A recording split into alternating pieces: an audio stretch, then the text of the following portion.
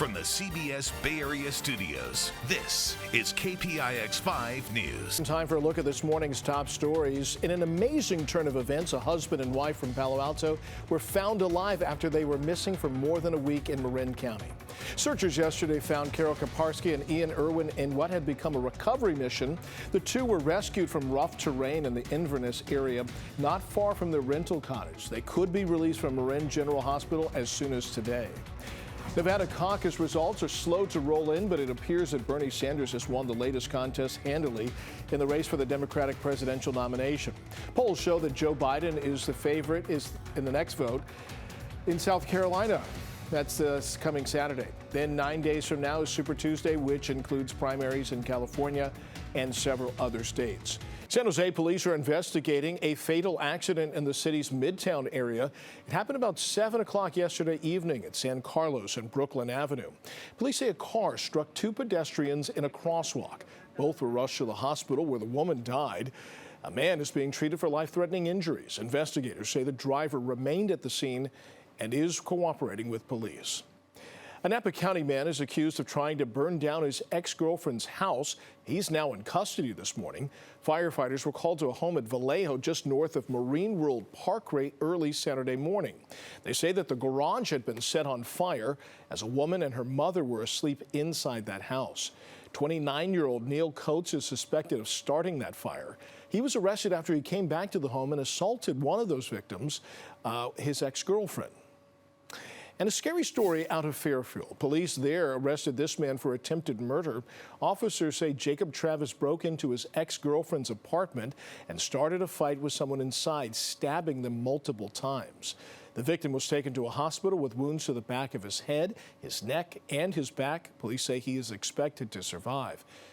Hillsborough police are investigating a string of home burglaries. Two homes were burglarized on Mountainwood Lane and Farm Lane between 7 and 10:30 on Friday.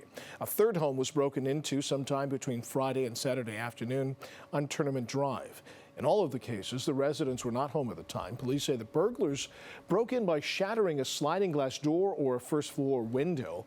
Police believe that all three of those crimes are connected. It's been a year since Kyra Sunshine Scarlett was killed in a landslide at San Francisco's Fort Funston. And on Saturday, her family held a memorial at the place of her death. Kyra's family says the memorial wasn't just about healing. It was also to thank those who tried to save her. San Francisco fire officials met her parents for the first time yesterday. Thank you so much. Thank you so much. Making sure we express that appreciation for the first responders. Kyra's family and friends says the best way to honor her is to stay positive and keep her memory alive. We're following a deadly bus crash north of San Diego. Yesterday, the rollover killed 3 people and left almost 20 others hurt. This happened on I-15 freeway about an hour north of San Diego. Fire officials say they rushed 18 people in total to the hospital. 3 were found dead at the scene. Rescuers were forced to secure the bus before they could extract the wounded. It's unclear if the raining weather yesterday contributed to the accident. There were no seatbelts on that bus. New developments on the helicopter crash that killed Kobe Bryant. We've learned that the pilot of that helicopter violated a flight safety rule in 2015. According to the FAA, the pilot was denied clearance through LAX airspace because of reduced visibility, but he flew through the airspace anyway. He later admitted his error. The pilot, as well as Kobe Bryant, his daughter Gianna, and 6 others were killed last month after their helicopter crashed into an LA hillside in cloudy weather.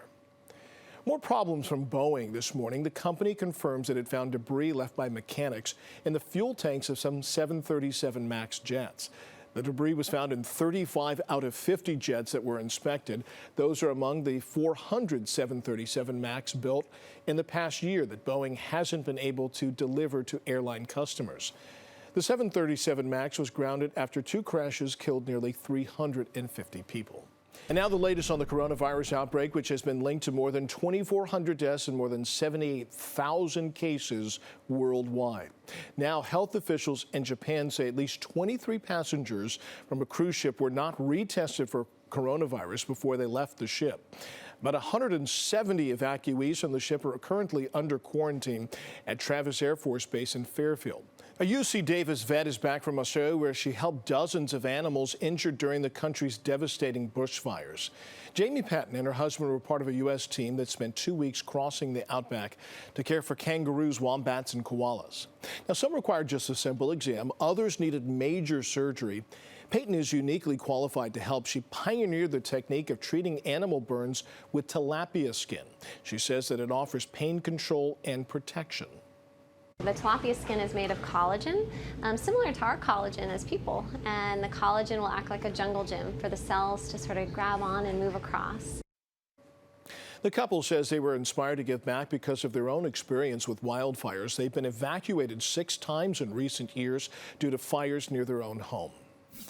Now for a revealing view from space. These side-by-side photos of the ice cap in Antarctica were taken just 9 days apart. They show the dramatic effect of a week-long heat wave at the South Pole. NASA says the quick warm spell caused widespread melting, not just here on Eagle Island, but on nearby glaciers. Quite the warm-up in store. If you look at the 7-day forecast for next week, from Tuesday through Friday, those are all upper 70-degree days, getting close to 80, in fact, for inland locations for much of next week. And then in and around the bay, while not that warm, still warm enough to be 10 degrees above average, low 70s and plenty of sunshine. The only thing about Sunday is it's going to be a bit breezy and chilly out there again, much like it was yesterday. If you're in and around the immediate bay, there's a gust of 22 miles an hour coming in over the city and the peninsula right now, and that's getting over to the East Bay. Plenty of clouds out there now, but we'll see more sunshine today than we did yesterday. All right, well, thank you so much for joining us. CBS Sunday Morning with Jane Pauley is next here on KPIX 5. Enjoy the rest of your Sunday.